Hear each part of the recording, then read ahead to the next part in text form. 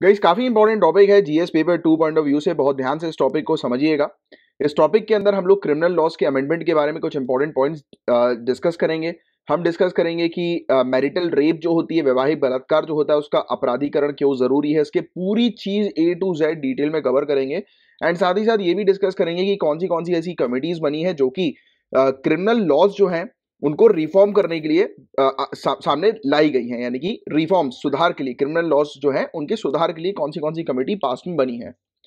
So guys आपको बता दें कि अभी हाल ही में सरकार द्वारा राज्यसभा को सूचित करते हुए दी गई जानकारी के अनुसार आपराधिक कानूनों में व्यापक संशोधनों अमेंडमेंट्स टू क्रिमिनल लॉस के लिए प्रक्रिया शुरू कर दी गई है। मतलब कि सरकार द्वारा राज्यसभा को यह सूचित किया गया है कि इन्होंने शुरुआत कर दी है क्रिमिनल लॉस को अमेंड करने की, क्योंकि काफी सारे ऐसे कानून है, क्रिमिनल लॉज हैं जो कि आउटडेटेड हो चुके हैं, उसको अपडेट करने की बहुत ज्यादा आवश्यकता है और कुछ नए नए क्रिमिनल लॉज जो है वो लाने की भी आवश्यकता है। तो इस पर काम ऑलरेडी शुरू हो चुका है।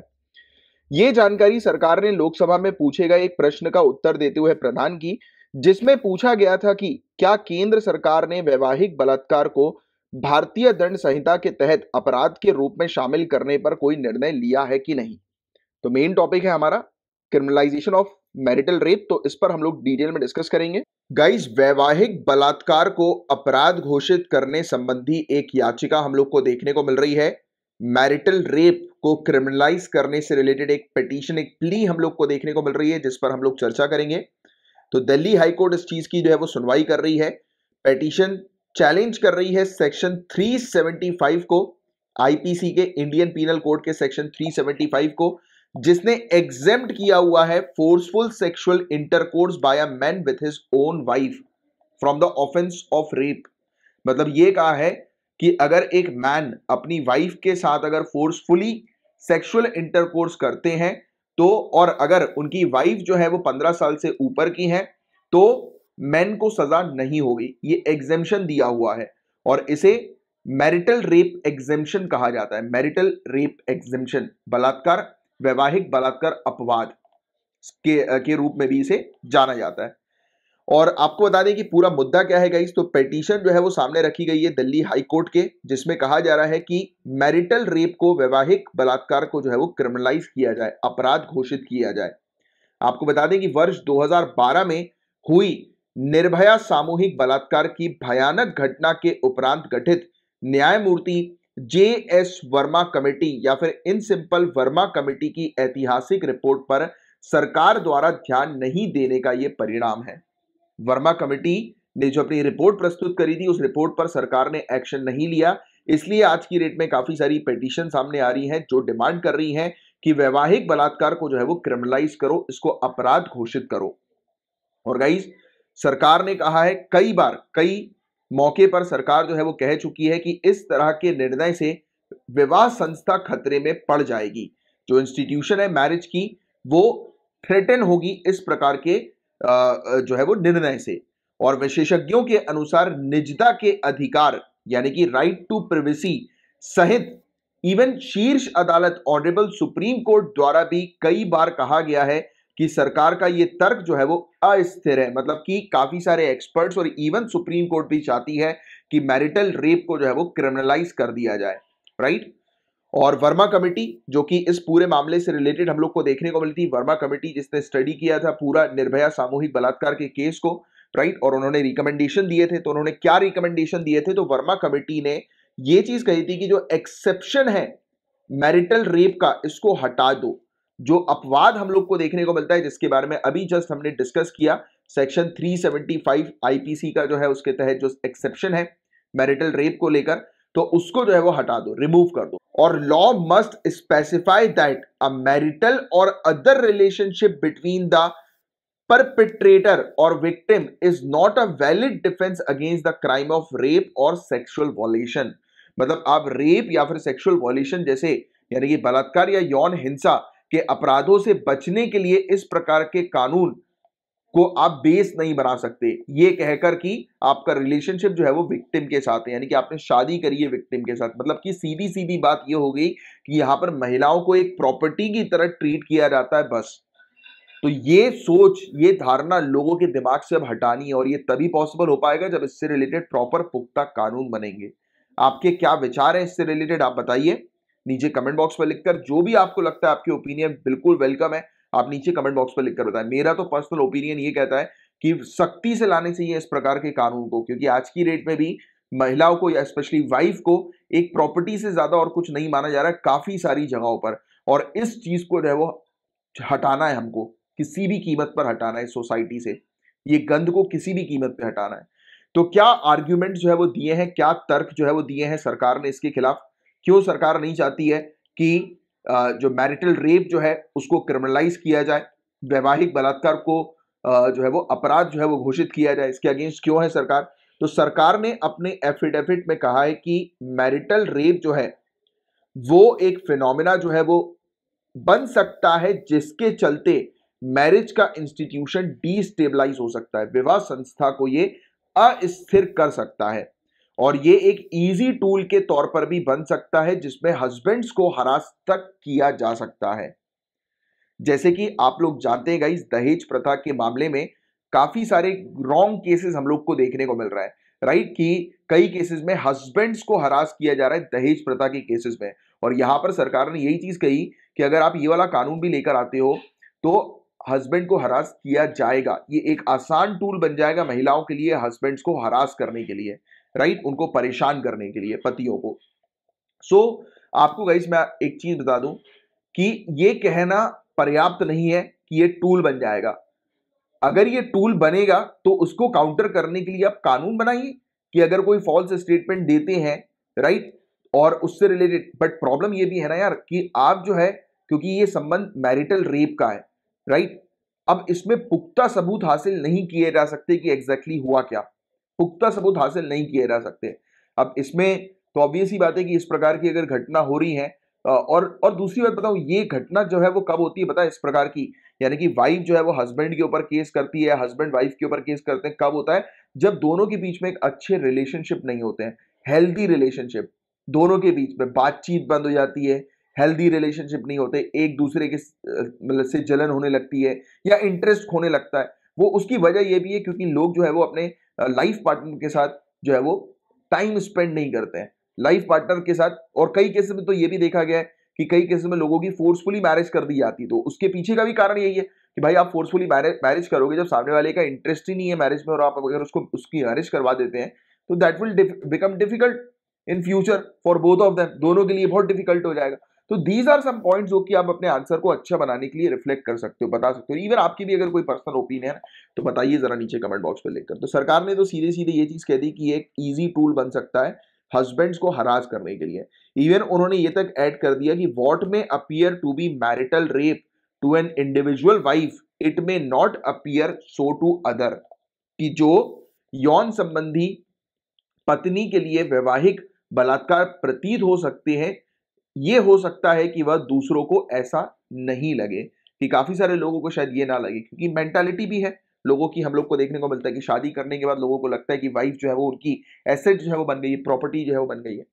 एंड रीसेंट जजमेंट जिसमें क्वेश्चन जो है वो उठाए गए हैं सरकार के खिलाफ, तो एक independent thought versus union of India का केस हम लोग को 2017 का देखने को मिला, जिसमें ऑनरेबल सुप्रीम कोर्ट ने तक कहा कि माइनर वाइफ के साथ अगर किसी प्रकार से रेप हो रहा है तो वो क्रिमिनलाइज कहलाया जाएगा। नाबालिग पत्नी के साथ बलात्कार को इन्होंने अपराध जो है वो घोषित कर दिया था।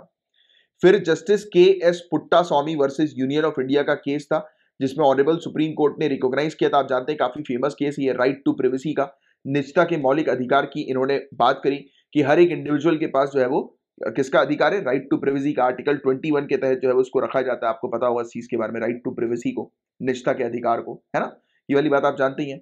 तो जो निजता का अधिकार जो ऑलरेडी प्राप्त हम लोग को देखने को मिल रहा है, तो ये वाली चीज भी तो है कि हर एक इंडिविजुअल की जो बॉडी है वो उसकी प्राइवेट प्रॉपर्टी है, प्राइवेट बॉडी है, राइट। तो जब तक वो नहीं चाहेंगे कि आप जो है वो उसमें उनमें मतलब इन्वॉल्व नहीं होना चाहेंगे, तब तक उन्हें आप फोर्स नहीं कर सकते हो, राइट। अगर फोर्स कर रहे हो तो उनकी प्रिवेसी के ऊपर खतरा है, प्रिवेसी का उल्लंघन है सीधे सीधे, है ना। फिर एक Joseph shine versus union of India का केस 2018 का देखने को मिला, जिसमें 5 जजेस की बेंच ने अडल्ट्री को एज अ क्राइम के तौर पर जो है वो डिक्लेयर कर दिया था, व्यभिचार को यानी कि अडल्ट्री को अपराध घोषित कर दिया था, राइट। और ओरिजिन जो हम लोग को मैरिटल रेप का देखने को मिलता है, ये चीज थोड़ी सी इंपॉर्टेंट है, आप अपने मेंस में उपयोग कर सकते हैं कि किस प्रकार से मैरिटल रेप का ओरिजिन हुआ, कहां से इसकी शुरुआत होती है वैवाहिक बलात्कार, स्पेशली अपवाद की, एक्सेप्शन की, कि वैवाहिक बलात्कार जो है वो एग्जेम्प्ट कर दिया जाएगा, उससे रिलेटेड कार्रवाई जो है वो नहीं होगी।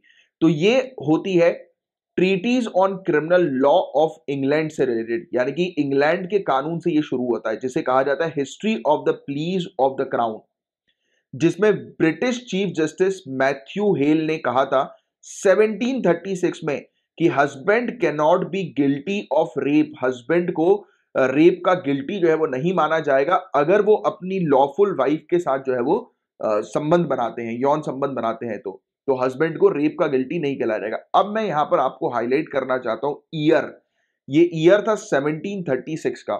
उस समय महिलाओं के पास इतने अधिकार नहीं हुआ करते थे, एक्चुअली लोगों ने महिलाओं को सप्रेस किया हुआ था। आप खुद इमेजिन करो कि हमारा जो पीरियड था पुराना, ब्रिटिश रूल की ही अगर हम लोग बात करें, तो महिलाओं को एक्सप्लॉइट किया जाता था, शोषण होता था, उनका एक्सप्लॉइटेशन होता था, उनको सप्रेस किया जाता था, उनके पास अधिकार नहीं होते थे। बट आज का समय अलग है, राइट? तो अगर हम उस समय को आज के समय से जो है वो डिफर करें, तो हम जानते हैं कि आज की सोसाइटी में लोगों की सोच जो है वो चेंज हुई है, अपलिफ्ट हुई है, वुमेन एम्पावरमेंट हम लोग को देखने को मिला है। और ना ही सिर्फ वुमेन एम्पावरमेंट की बात करें, हम इक्वल राइट्स की बात करें कि इक्वल राइट्स हमें देखने को मिला है। पहले पहले तो इवन लोगों के पास वोट करने तक के राइट्स नहीं थे, अधिकार नहीं थे, वोट डालने के, वोट डालने के अधिकार सिर्फ उन्हीं के पास थे जिन लोग के पास प्रॉपर्टी हुआ करती थी। मैं इंग्लैंड, ब्रिटेन, फ्रांस, इन सब कंट्री, यूरोपियन कंट्रीज की बात कर रहा हूं, वहां पर भी महिलाओं को वो नहीं दिए जाते थे, अधिकार नहीं दिए जाते थे।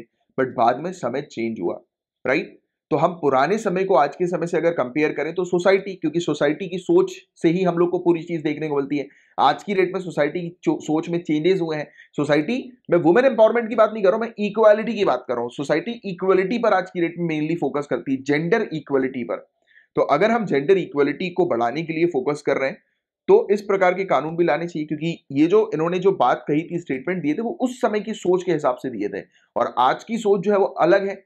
और इस सोच को हमें बदलना भी है, एक अच्छा वर्ल्ड, एक अच्छी सोसाइटी, इक्वल सोसाइटी बनाने के लिए, है कि नहीं? ये प्रयास करने हैं। और ये स्टेटमेंट इन्होंने इसलिए दिया क्योंकि आपसी वैवाहिक सहमति और अनुबंध के तहत पत्नी द्वारा अपने आप को, ध्यान सुनिएगा इन्होंने क्या कहा, कि पत्नी द्वारा अपने आप को इस प्रकार से अपने पति को सौंप दिया जाता है जिससे वह स्वयं वापस नहीं हट सकती है। मतलब कि पत्नी अपनी बॉडी को एज अ प्रॉपर्टी के तौर पर पति को दे देती है, कि पत्नी एक प्रॉपर्टी है, एसेट है, किसकी? पति की। थी कितनी घटिया सोच हुआ करती थी पहले के समय की, राइट? हर एक इंडिविजुअल, सबके अंदर एक लाइफ, एक जीवन है, सब सांस ले रहे हैं, सब जी रहे हैं, सबके अंदर एक समान खून है। तो क्यों इस प्रकार से आप, एक प्रकार से आप तो वाइफ को एज अ स्लेव के तौर पर ट्रीट कर रहे हो, स्लेव, फोर्स लेबर, यही तो है, और क्या है? फिर आपने कैसे उनको एक इंसान के तौर पर ट्रीट किया? नहीं किया इंसान के तौर पर ट्रीट। इंसान के तौर पर आप जब ट्रीट करोगे, जब दोनों की अंडरस्टैंडिंग मैच होगी, दोनों एक दूसरे के साथ रहेंगे। देखो क्या होता है गाइस, कोई भी रिलेशनशिप जो होता है ना, वो म्यूचुअल बेनिफिट के लिए ही होता है, ये बात फैक्ट है। चाहे आज का समय ले लो या किसी भी टाइम का समय ले, म्यूचुअल बेनिफिट, कि आप एक दूसरे के बेनिफिट के लिए एक दूसरे के साथ जुड़े हो। तो आप कैसे ओवर पावर कर सकते हो एक को एक के खिलाफ? नहीं कर सकते ना। तो आपको इक्वल रहना है, और ये इक्वालिटी कब आएगी? जब सोच चेंज होगी। तो हमें मेनली फोकस करना है कि सोच चेंज करने के ऊपर, रेदर देन, जैसे अपन कानून भी लेकर आ जाएंगे, आज की डेट में भी तो बाल विवाह को रोकने के लिए कानून है कि नहीं? बट फिर भी बाल विवाह होते हैं काफी सारी जगहों पर, राइट?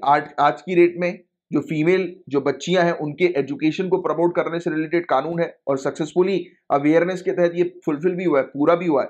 बट फिर भी काफी सारी जगह पर फीमेल एजुकेशन जो है वो रोक दी जाती है, क्योंकि वो सोच, तो सोच को चेंज करनी है। बट यस, कानून भी लाना है, क्योंकि कानून, स्ट्रिक्ट कानून होंगे तब जाकर लोगों की सोच भी चेंज होगी। कुछ लोग होते हैं कि लातों के भूत बातों से थोड़ा ना मानते हैं, राइट? तो that thing should reflect in your answer, कि सोच, लोगों की सोच चेंज करनी है, सोसाइटी के अंदर अवेयरनेस क्रिएट करनी है, इक्वलिटी से रिलेटेड, राइट? कि लोगों के इमोशन से रिलेटेड, कि सामने वाला भी तो इंसान है। फिर इसके बाद से इस अपवाद, यानी कि इस एक्सेप्शन को इंग्लैंड सहित काफी सारे न्यायालयों में इस्तेमाल किया जाता रहा है। और हालांकि इंग्लैंड के उच्च सदन, हाउस ऑफ लॉर्ड्स में वर्ष 1991 में विवाह को बराबरी की साझेदारी के रूप में घोषित कर दिया था। इवन इंग्लैंड तक ने भी यह कह दिया था कि जो मैरिज जो है यानी कि हाउस ऑफ लॉर्ड उसकी जो हम लोग को देखने को मिलती है इंग्लैंड की, तो 1991 में इसने तक कह दिया था कि marriage to be a partnership of equals, बराबरी की साझेदारी के रूप में घोषित किया था, और पत्नी को पति के अधीनस्थ संपत्ति माने जाने संबंधी विचार को खारिज, देखो विचार, जो विचार है, जिस विचार ने ये चीज जो है वो डेवलप करी है लोगों के बीच में कि मैन जो है, मैन मैन वो वाइफ को ओवर रूल करेगा, मैन जो है या फिर वाइफ जो है वो मैन की प्रॉपर्टी है, राइट। तो ये चीज जो है वो लोगों के विचार में है, लोगों के थॉट्स में है, और इसी थॉट को, इस विचार को खत्म करना है, खारिज करना है। और साथ ही विश्व बैंक के अनुसार, वर्ल्ड बैंक के अनुसार यह बताया जाता है कि नेपाल सहित कम से कम 78 कंट्रीज में विशेष रूप से वैवाहिक बलात्कार को अपराध घोषित करने वाले कानून लागू हैं। तो हम क्यों नहीं कर सकते, हम भी करेंगे। तो करंटली आज की डेट में मैरिटल रेप, वैवाहिक बलात्कार जो है वो कोई भी ग्राउंड नहीं है डिवोर्स का। हिंदू मैरिज एक्ट 1955 में या मुस्लिम पर्सनल लॉ यानी कि शरीयत एप्लीकेशन एक्ट 1937 में या स्पेशल मैरिज एक्ट 1954 में, और इसको डिवोर्स के ग्राउंड के तौर पर यूज नहीं किया जा सकता, और हस्बैंड के अगेंस्ट जो है वो यूज नहीं किया जा सकता। इवन हमारा आईपीसी का सेक्शन 375 ये भी एग्जेम्पशन जो है वो दे देता है, राइट, कि अगर वाइफ 15 साल की एज से ऊपर की है, ज्यादा की है, तो सेक्सुअल इंटरकोर्स जो मैन के द्वारा उसके हस्बैंड के द्वारा किया जाता है तो वो फोर्स यानी कि मैरिटल रेप नहीं कहलाया जाएगा। तो ये एक्सेप्शन था। और इसके अलावा कोई भी दूसरे कानून हम लोग को नहीं देखने को मिल रहा है जो कि मैरिटल रेप से रिलेटेड है। जो विक्टिम्स है गाइस, उनको सिर्फ सिविल रेमेडीज मिल सकती है protection of women from domestic violence act 2005 के तहत। सो आज की डेट में मैरिटल रेप को क्रिमिनलाइज करने की सख्त आवश्यकता है। क्यों सख्त आवश्यकता है? क्योंकि काफी सारी स्टडीज के थ्रू ये चीज पाई गई है कि जो गैर सहमति होती है, नॉन कंसेंशुअल सेक्स जो हम लोग को देखने को मिलता है वाइफ के साथ, यानी कि बिना वाइफ की परमिशन से, परमिशन के आप उनको फोर्स जो है वो कर रहे हो, और फिजिकल फोर्स कर रहे हो अपने वाइफ को सेक्स के लिए, तो ये काफी सारी स्टडी के थ्रू ये चीज देखी गई है कि ये चलन में है, ये आ रही है सामने। और मैरिज जो है वो एक इक्वल रिलेशनशिप कॉन्ट्रैक्ट हम लोग को देखने को मिलता है, ना ही एक वन टाइम कंसेंट सभी चीज का। मतलब मैरिज, ये चीज आप अपने मेंस में उपयोग कर सकते हो कि मैरिज जो है वो इक्वल रिलेशनशिप कॉन्ट्रैक्ट है, एक ऐसा कॉन्ट्रैक्ट जो इक्वल के ऊपर आधारित है, दोनों एक इक्वल है, एक दूसरे को दोनों की आवश्यकता है, राइट। ऐसा नहीं है कि एक दूसरे को जो है वो ओवर पावर करे, ऐसा नहीं है कि एक बार मैरिज करने के बाद एक सामने वाले को सभी चीज करने की सहमति मिल गई हो, ऐसा नहीं है। और लीगल एक्सेप्शन जो रेप लॉस का हम लोग को देखने को मिलता है वो मेन को अनइक्वल प्रिविलेज प्रोवाइड कराता है, असमान विशेष अधिकार जो है वो प्रदान कराती है पुरुषों को, इस प्रकार के कानून। और मैरिटल रेप के जो विक्टिम्स होते हैं ये इवन साइकोलॉजिकल स्कार्स भी फेस करते हैं, मनोवैज्ञानिक चोट भी इनको बहुत लंबे समय तक फेस करनी होती है। और एक्सेप्शंस हम लोग को देखने को मिलते हैं सेक्शन 375 के अंदर। जो एक्सेप्शन है मतलब कि इस प्रकार से वैवाहिक बलात्कार जो है उसको नल एंड वॉइड जो है वो डिक्लेयर कर दिया जाता है अगर एक मैन जो है, ये चीज याद रखना, मैन जो है वो अगर अपनी 15 साल से ऊपर की उम्र की वाइफ के साथ अगर मतलब इंटरकोर्स कर रहे हैं तो उस दौरान वैवाहिक बलात्कार जो है वो मान्य नहीं होगा। और ये बताया जाता है कि सीधे सीधे उल्लंघन आर्टिकल 14, आर्टिकल 15, आर्टिकल 19 और आर्टिकल 21 का है, सीधे सीधे महिलाओं के फंडामेंटल राइट्स का सीधे सीधे उल्लंघन है ये, मौलिक अधिकार का, मूल अधिकार का। और पैट्रियार्कल नेचर जो हमारी इंडियन सोसाइटी की हमें देखने को मिलती है, इसने पुरुषों के दिमाग में यह बात स्टक कर दी है, सजा दी है कि महिलाओं से अपेक्षा की जा सकती है कि जब उनके पति इंटरकोर्स की मांग करें तो वे इसका पालन करें। तो मतलब कुल मिलाकर ये क्या है, ये लोगों के दिमाग में जो ये चीज है इसको हमें हटाना है कि महिला एक प्रॉपर्टी, ऐसा नहीं है, इक्वल है, वो भी इंसान है, वो भी जीवित है, जैसे आप हो वैसी वो है, राइट। और इवन आज की डेट में तो आप जानते ही हो, सिविल सर्विसेज की बात करें तो महिलाओं कितनी ज्यादा हम लोग को देखने को मिल रही है टॉप मोस्ट पोजीशन के अंदर, राइट। और पुरुष देखिए आवारागर्दी वाली एक्टिविटीज में लगे हुए। तो अपने आप को इंप्रूव करो, इस प्रकार की चीजों में इन्वॉल्व जो भी लोग हो रहे हैं वो गलत है, वो घटिया, ये सोच ही घटिया है, राइट। और विक्टिम जो है वो फिजिकल अब्यूज भी सफर करती है। मैंने तो पर्सनली कई बार ऐसे चीज सुनी भी है काफी सारे जगहों पर, काफी सारी मतलब पर्सनल लेवल पर कि यार ये इस प्रकार से चीजें हो रही है, बड़ी गुस्सा आती है, राइट, कि क्या करें यार भाई साहब। अब प्रॉब्लम ये है कि कई केसेस में ये भी होता है, अब देखो महिला क्या होती है, महिला वो ना ही सिर्फ अपने बारे में सोचती हैं बल्कि अपने पूरे परिवार के बारे में सोचती हैं। वो सोचती हैं कि अगर मैंने केस कर दिया पुलिस में, मैंने तो कहा भी था, एक सजेशन भी दिया था कि आप तुरंत जो है वो केस करिए, आप बोले तो मैं करूँ आपके बिहाफ में जो है वो केस। तो बोलती नहीं, मैं फिर मुकर जाऊंगी। अब प्रॉब्लम यही है ना, क्योंकि उनको जो है वो अपने फैमिली को लेकर भी चलना है। देखिए, सहती हैं वो, बट फिर भी अपनी फैमिली के बारे में सबसे पहले सोचती हैं। तो आप कैसे कर सकते हो यार लेडी के साथ ऐसा कुछ। और कहा जाता है ना कि हमारे यहाँ पर, हमारे देश में महिलाओं को जो है वो माता के समान जो है वो पूजा जाता है, कन्या भोज हम कराते हैं, राइट। हर हर एक धर्म, हर एक रिलीजन की आप बात करें तो महिलाओं को जो है वो मतलब टॉप पर जो है वो रखा गया है हमेशा। टॉप पर भी ना किया जाए तो इक्वल लेवल पर रखा गया, और वहीं पर ही हम इस प्रकार की हरकत कर रहे हैं यार। तो ये बहुत घटिया है चीज, ये लोगों के दिमाग में बहुत घटिया सोच है, राइट। तो ये चीज नहीं करना है। एंड इसके अलावा महिला जो है वो मेंटल ट्रॉमा से होकर भी गुजरती है, क्योंकि उनकी डिग्निटी का उल्लंघन है ना, उनकी डिग्निटी का उल्लंघन है। शारीरिक शोषण का शिकार जो है वो बन जाती है, उनकी मर्यादा भंग हो जाती है, राइट।